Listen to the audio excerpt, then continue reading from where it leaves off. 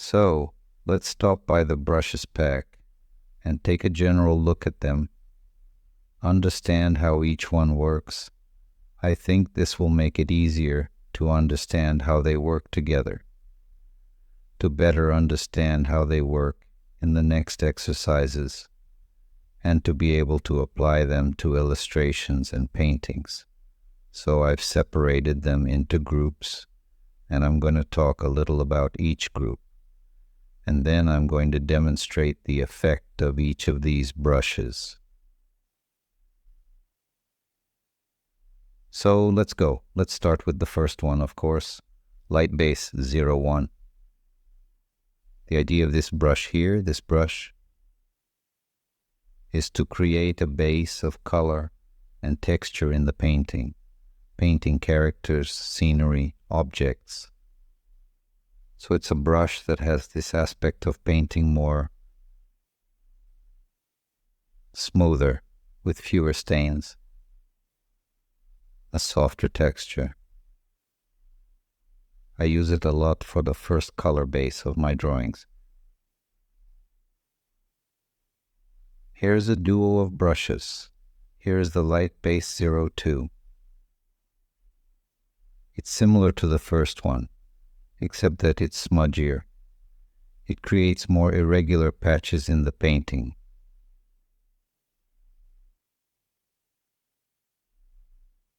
So with these two brushes here, you can vary the foreground base color in the painting.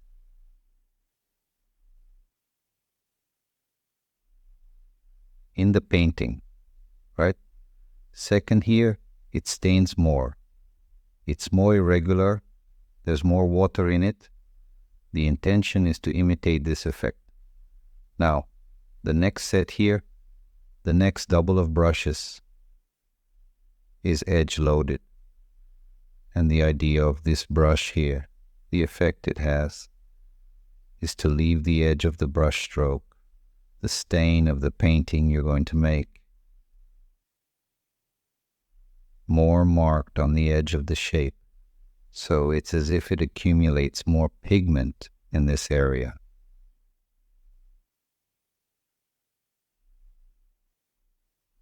Right? The second one, it also has a similar effect, but with a different shape and with a more irregular effect.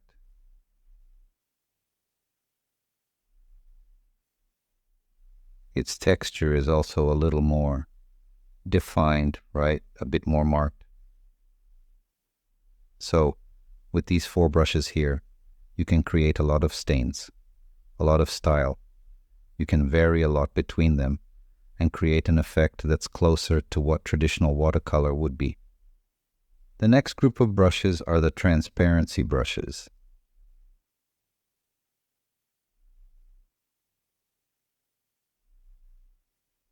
What are these brushes? They have the middle of them, the central area, almost without color, almost without textures, and they mark the contour more. They're similar to the previous brushes, except they're more transparent. So this set of 5 brushes here has the similar function of making the middle more transparent. This one is a bit more textured, but it has a different shape, it has a different form, and the application, the effect it has on the painting is different. So I created 5 of these brushes here. They're similar, but they're not that similar either. There are differences between them. The function is the same, but they are different brushes.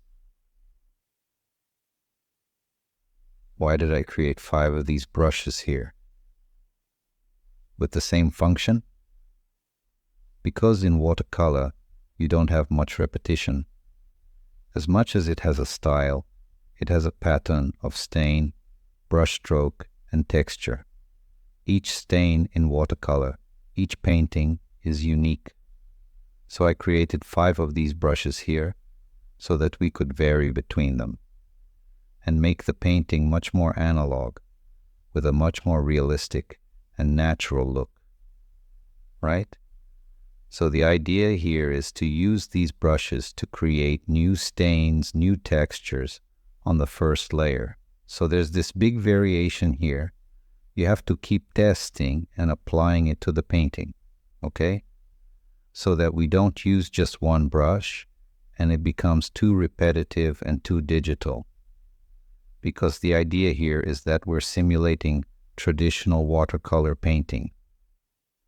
Now the next set here are two brushes. Wet spread, which is a wetter brush, right? Brush, right? It creates more on the surface of the paper. It could be creating these brush strokes. It's like an old brush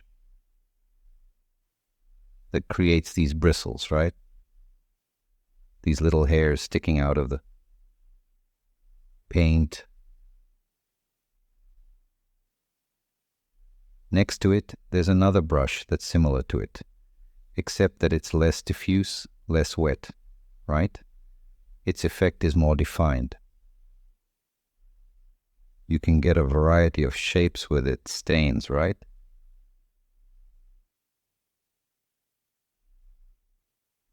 With the pressure of your hand.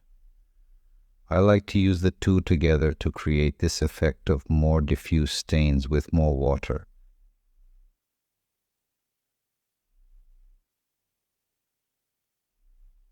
Right? And more defined stains.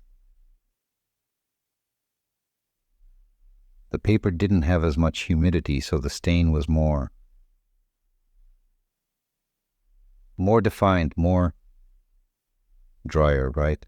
It's a brush I use a lot for scenery, to create vegetation, trees. So the next group here is wet paper. The idea of these brushes here is to simulate a brush on a wet surface, on wet paper. In ordinary watercolor, if you want to make a more blurred, more diffuse background, you use wet paper. You wet the paper first and apply color on top. So the purpose of these brushes is to simulate this. Of course, the application here has a limitation, right? It won't process the paint like some programs that do, like Rebel V, which has just been released, which has the power to simulate this type of water, paint on water, on a wet surface, and so on.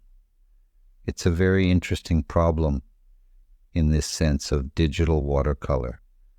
But here, in Procreate, you have to simulate it, imitate it in your hand, right? So this first brush here is a bit stronger, more defined. The second one is softer, right? Because you're creating backgrounds, right? Like the sky, like vegetation that you want to be more diffuse in the scene. Here I have a detail brush, but these are details that will also be watery, right? Diffuse in the painting. So with the pressure of your hand, you can add more or less. It's as if I had a thinner brush and was applying color to the still damp paper. Right? And here, to finish off this group, I have this last one, which is this brush here. It's quite strange apart, isn't it? You don't have a watercolor brush that does this effect of a bunch of horizontal stripes, but it's a finishing brush. In these spots here, if you want to make it look more realistic, expand the paint more, you can use it in some areas to create this effect. Right? It's a brush you have to use sparingly at certain points to work properly. Now the next group of brushes here are the pigment textures. So there are 3 brushes. that will help simulate the pigment of the texture that accumulates on the paper. Some watercolor paints, depending on the color, have certain minerals that accumulate more than other colors. If you look at a traditional watercolor, you'll notice that there are several of these pigments accumulated in the paint. So these brushes here are used to put a finishing touch, a touch-up, right? Making your art, your painting, much more realistic. I'm going to zoom in here so you can see the pigmentation better. So there are 3 brushes, small, medium, and large. Now let's move on to the next group, which is realistic wet paper, which would be what? Realistic watercolor stains on paper. I created these stains on traditional paper with traditional ink, with real watercolor, analog. It creates these stains that you can apply to the drawing, to the painting at certain points. This will give your drawing a much more realistic look, more organic. Of course, you won't use it on the whole drawing, right? But you can apply it at certain points, and it will make your digital watercolor look much more natural. So there are 3 of these brushes here for this type of finish. The next group here are 4 brushes, which are brushes, quick strokes, dry brushes, when there's less water. In the watercolor mixture, it has this effect of you getting a brush stroke that loses the intensity of the color and highlights the texture of the paper. So it's a really nice brush that creates textures within the painting. There are 4. This one is stronger in color and the texture is much more evident, right? So these are brushes for this type of brush stroke, which is very characteristic of watercolors. Here's a detail brush, which is for small details, right? To create the same effect. And lastly, one that is much more marked in the texture of the pigment on the paper. So you get the patterns of bringing out the texture of the paper more with these drier, quicker strokes. With these drier, faster strokes. And here, the next group is a group of 3 brushes that simulate that drip of paint on the paper, right?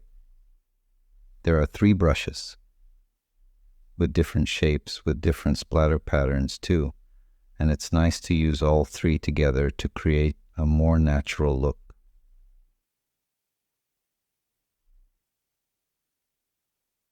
Here I now have a group of 5 brushes that are detail brushes.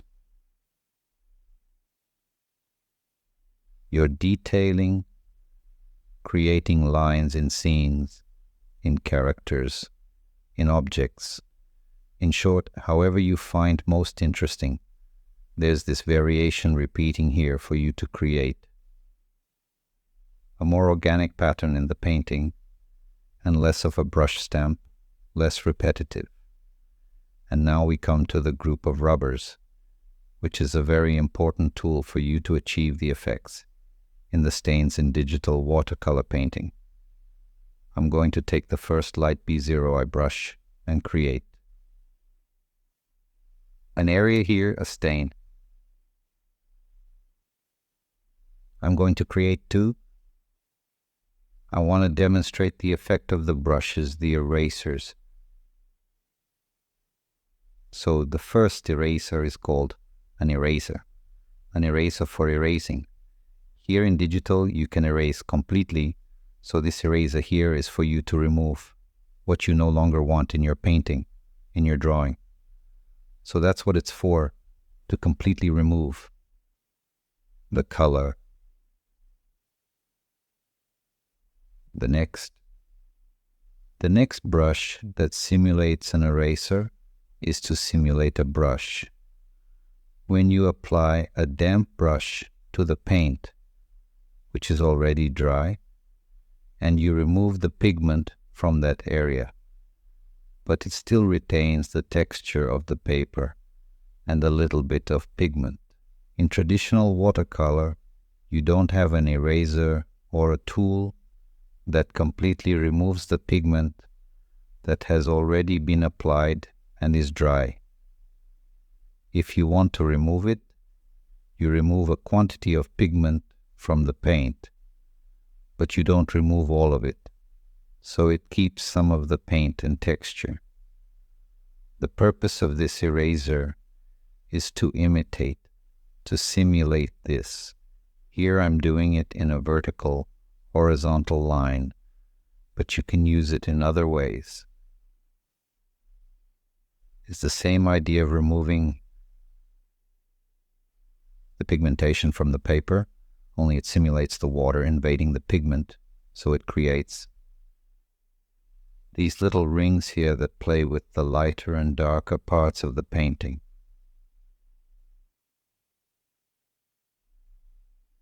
Right? Let's move on to the next one. This one here, Erase 03, it's more of an eraser for smaller details.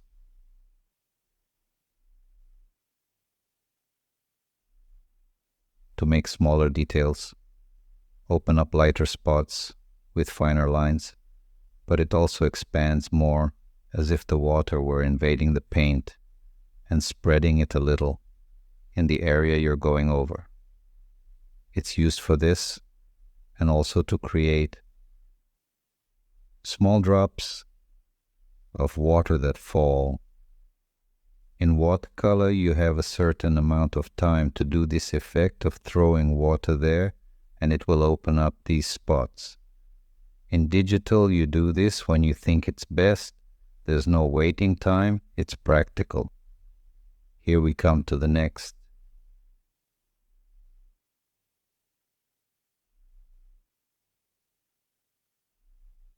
Rubber witch, which are 3 witches' brews of splashing water. Salt you can change the size, that's what it's all about, pouring water on the paint and it expanding and creating this effect that is very characteristic of watercolor paintings. You can be varying the size and varying between them to create a more interesting, more analog pattern, right? So these are the eraser wizards for you to finish off by adding some effects to your painting.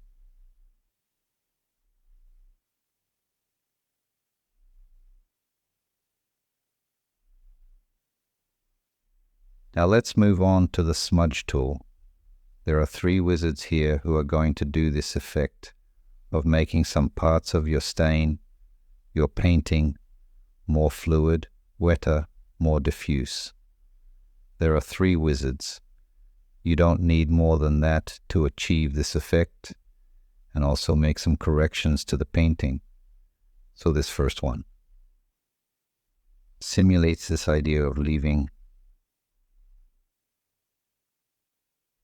the shape of the brush stroke of the painting, some area that you want to make more diffuse in relation to another.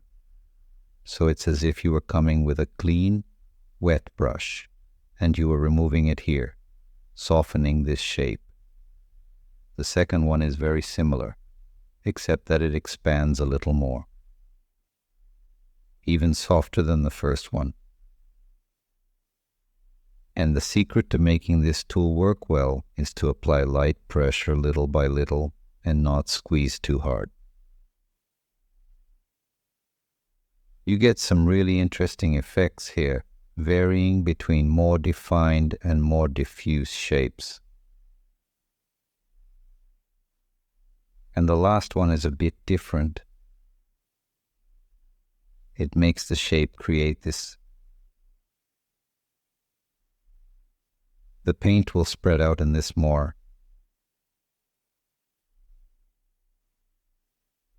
It'll make the paint more furry, right? So it's a really nice brush for creating a corrective effect, giving the painting a more interesting look.